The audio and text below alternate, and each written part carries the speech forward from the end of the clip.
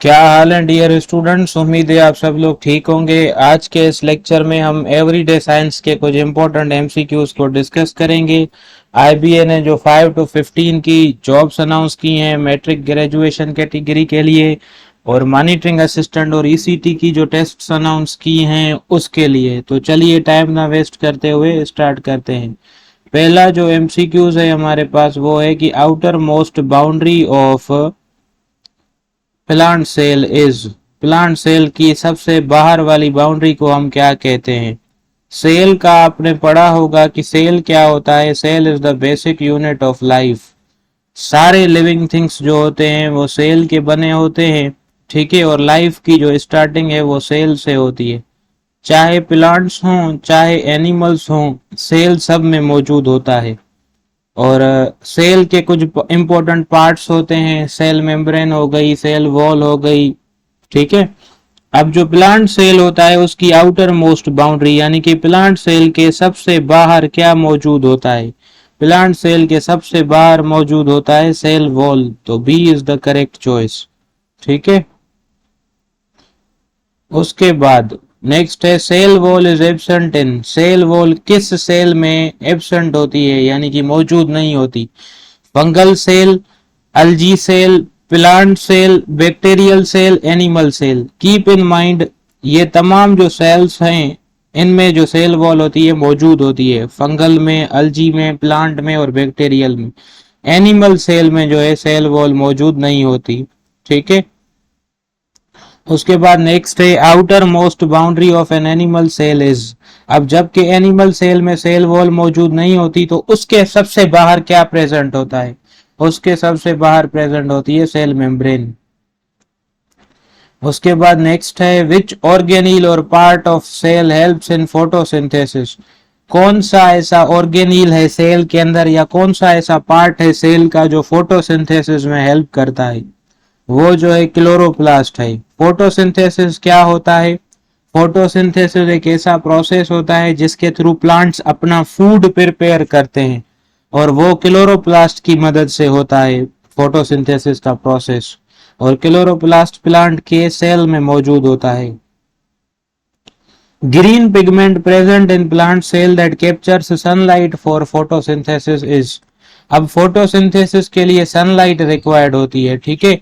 और प्लांट के बॉडी में एक मॉलिक्यूल मौजूद होता है या प्लांट सेल में एक मॉलिक्यूल मौजूद होता है जो सनलाइट को कैप्चर करता है, पकड़ता है, ताकि फोटोसिंथेसिस का प्रोसेस हो सके। और उस मॉलिक्यूल को, उस पिगमेंट को हम क्लोरोफिल कहते हैं। सी इज करेक्ट चॉइस। उसके बाद नेक्स्ट है during photosynthesis dash is formed from water and carbon dioxide. Plant जो है फोटोसिंथेसिस के थ्रू अपना फूड बनाते हैं, और प्लांट का जो फूड होता है मेनली ग्लूकोज होता है, ठीक है। तो फोटोसिंथेसिस के दौरान ग्लूकोज जो है बनाया जाता है कार्बन डाइऑक्साइड और वाटर से।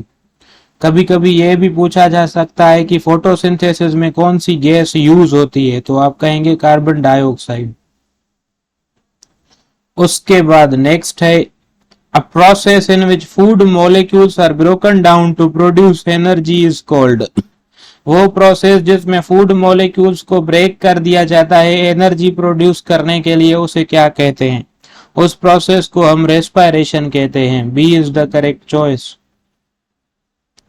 उसके बाद नेक्स्ट है respiration that occurs in presence of oxygen is called. अब रेस्पिरेशन जो ऑक्सीजन की मदद से होती है या ऑक्सीजन की मौजूदगी में होती है उसे क्या कहते हैं।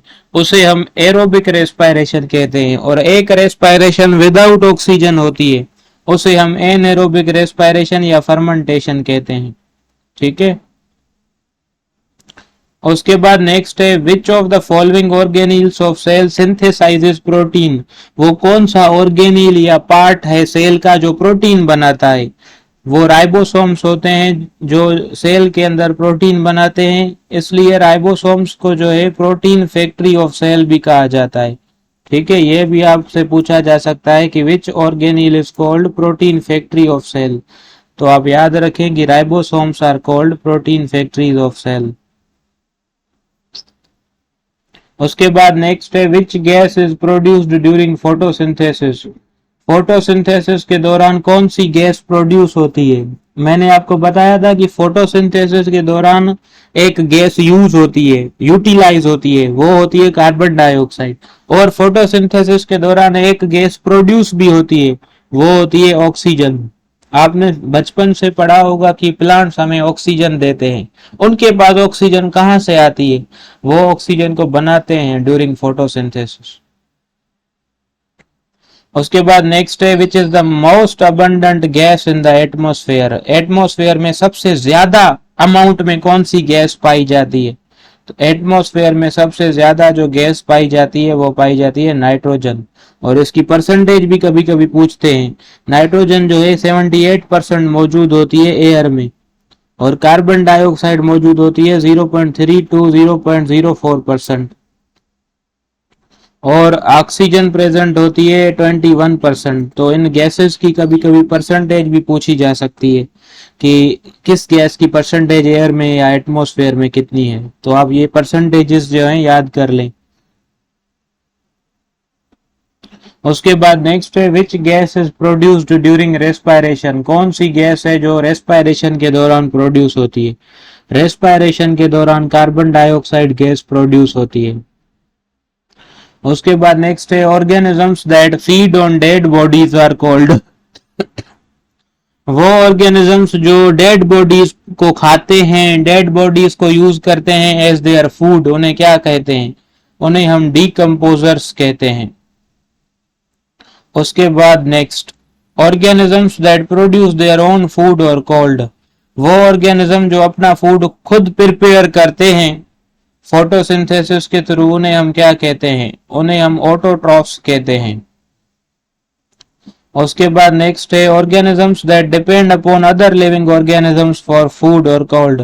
और वो ऑर्गेनिजम्स जो दूसरों पर डिपेंड करते हैं फूड के लिए, उन्हें क्या कहते हैं? उन्हें हम हेटरोट्रॉफ्स कहते हैं। जैसे कि ह्यूमंस हो गए, एनिमल्स हो गए, फंगस हो गई, ये हेटरोट्रॉफ्स होते हैं। उसके बाद organisms that eat both plants and animals और कॉल्ड। वो ऑर्गेनिजम्स जो प्लांट्स भी खाते हैं और एनिमल्स भी खाते हैं, उन्हें हम क्या कहते हैं? उन्हें हम ओमनीवोर्स कहते हैं। उसके बाद next organisms that eat only plants और कॉल्ड। वो ऑर्गेनिज्म जो सिर्फ प्लांट्स खाते हैं, उन्हें हम क्या कहते हैं? उन्हें हम हर्बीवोर्स कहते हैं।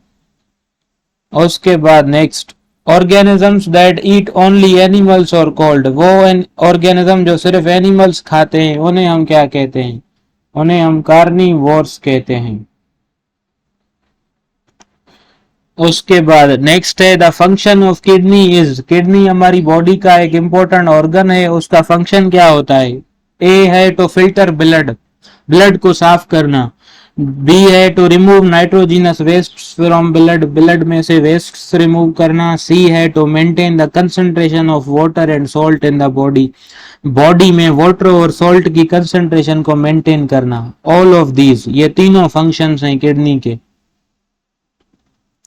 उसके बाद functional unit of kidney is called. Kidney के फंक्शनल यूनिट को क्या कहते हैं? फंक्शनल यूनिट यानी कि जो किडनी के फंक्शन परफॉर्म करे। किडनी के अंदर जो है नेफ्रॉन्स होती हैं, जो उसके तमाम जो फंक्शन हमने पहले एमसीक्यूज में डिस्कस किए वो परफॉर्म करती हैं, इसलिए नेफ्रॉन्स को फंक्शनल यूनिट ऑफ किडनी कहा जाता है। उसके बाद है each kidney contains blank nephrons. हर एक किडनी में जो है कितनी नेफ्रॉन्स होती हैं?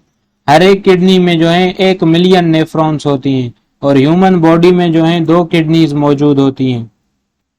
ठीक है, और हर एक किडनी में 1 मिलियन नेफ्रॉन होती हैं।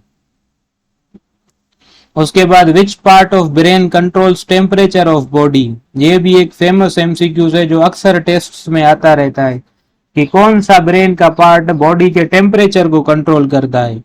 तो it is hypothalamus that controls the temperature of body.